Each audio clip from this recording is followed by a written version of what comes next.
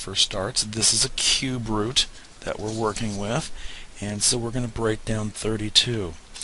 Now, I break down 32 so often, when I get down to an 8 times 4, that's not a cube root, that's a fifth root. When I break that 8 down, I just know it's 2 times 2 times 2. And that 4, another pair of 2's. We are looking for a 5 of a kind because the index is 5, and 32 is 2 to the 5th. So I'm going to have a 2 outside of my answer. Then I'm going to look at the x to the 31st, and I'm going to go 31 divided by 5 is 6 remainder 1. That tells me I'm going to have an x to the 6th on the outside, and left over in just a moment inside the fifth root we're going to have an x. Then we move on to the y's. Y to the 87th.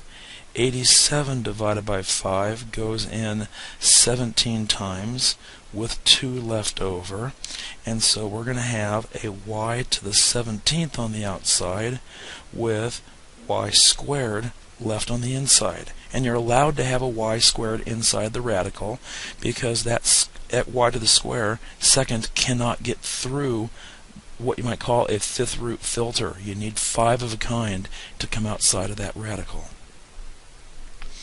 Okay, division here on number 6. This one's pretty straightforward. All we have to do is square root the 25 to get a 5 and square root the 36 to get a 6. Done. Number 7, the fourth root undoes the fourth power, and it's not going to be negative 4. We need the absolute value of negative 4 to be positive 4. Whatever comes out of an even indiced radical must be a positive value.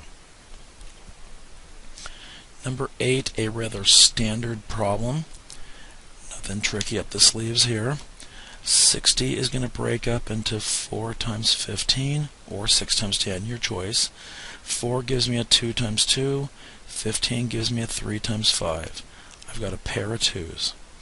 Now as far as that x to the third goes, I'm going to go 3 divided by 2 is 1 remainder 1, and that tells me 1x comes out and 1x stays inside. So I have a 2 coming out and an x coming out. Inside my square root, I multiply my 3 and my 5 back together to make 15, and there was 1 leftover x which stays inside also. And so 2x root 15x is the solution there. Number 9 is a cube root. We break down the 16 into 4 times 4, which is 2 times 2 times 2 times 2 again. We're not needing all 4 of those 2's, we're needing 3 of them because a cube root says find 3 of a kinds. This x squared has no chance of making it through the x to the third filter, but the y to the fifth, if we go 5 divided by 3, we get 1 remainder 2. So we have a single 2 on the outside, a single y coming out, and then we have left over inside the cube root 1 of the 2's and the 2 x's that won't come out, that's an x squared, and then the y squared that was left over also. Sorry about my little mess there.